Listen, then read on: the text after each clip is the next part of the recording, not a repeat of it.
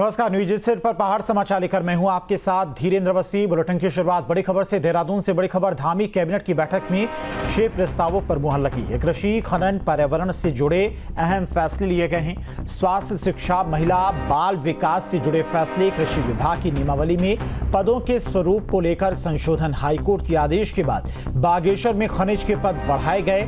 उत्तराखंड बाढ़ परिक्षेत्र के दायरे में भी संशोधन किया गया है। तो आज की हुई बैठक में कुल 8 अहम फैसलों को मंजूरी मिली। 6 प्रस्तावों पर मुहर लगी है। कई अहम प्रस्तावों पर चर्चा भी की गई। तो धामी कैबिनेट की बैठक में 6 प्रस्ताव पास हुए हैं।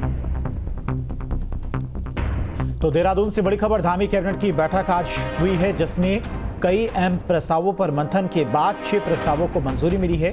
कृषि, खनन, पर्यावरण से जुड़े अहम फैसले लिए गए हैं। स्वास्थ्य, शिक्षा, महिला विकास से जुड़े फैसले भी लिए गए हैं। कृषि विभाग की नियमावली में पदों के स्वरूप को लेकर संशोधन किया गया है। हाईकोर्ट के आदेश के बाद बागेश्वर में खनिज के पद बढ़ाए गए हैं। उत्तराखंड बाढ़ परिक्षेत्र के दायरे में भी संशोधन किया गया है। तो सीएम धामी की अध्यक्षता में हुई कैबिनेट की बैठक में कुल 6 अहम प्रस्तावों पर मुहर लगी है। इन प्रस्तावों में कृषि, खनन, पर्यावरण, स्वास्थ्य, शिक्षा, महिला एवं बाल विकास से जुड़े अहम फैसले लिए गए हैं। बैठक में जैव प्रौद्योगिकी परिषद से जुड़े मामले में कैबिनेट ने बड़ी स्वीकृति दी। बैठक में जैव प्रौद्योगिकी परिषद से जुड़े मामले में कैबिनेट ने बड़ी स्वीकृति दी है। परिषद के 2 केंद्रों में पहले से सृजित 46 पदों के संचालन की नियमावली को मंजूरी दे दी गई है। वहीं हाईकोर्ट के निर्देशों के तहत खनन विभाग में 18 नए पदों को सृजित करने की भी स्वीकृति प्रदान की गई है।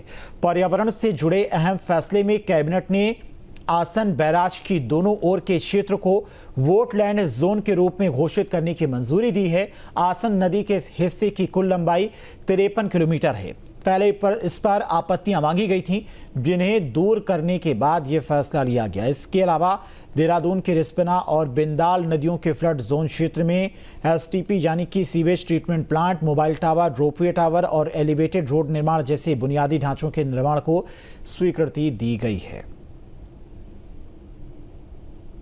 ये सबसे पहला मत ये हमारा कृषि और कृषि कल्याण विभाग का मत था।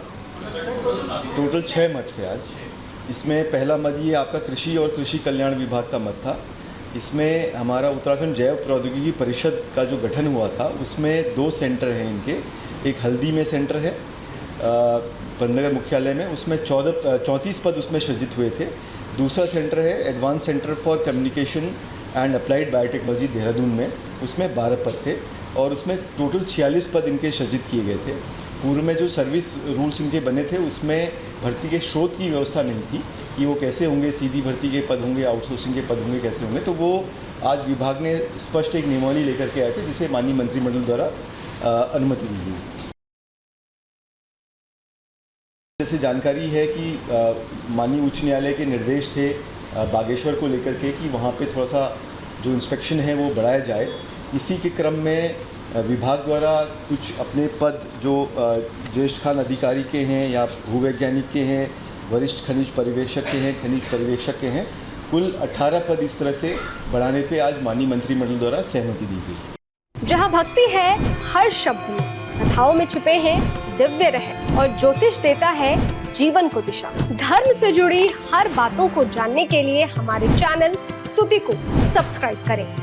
चैनल पर जाने के लिए इस लिंक पर क्लिक करें।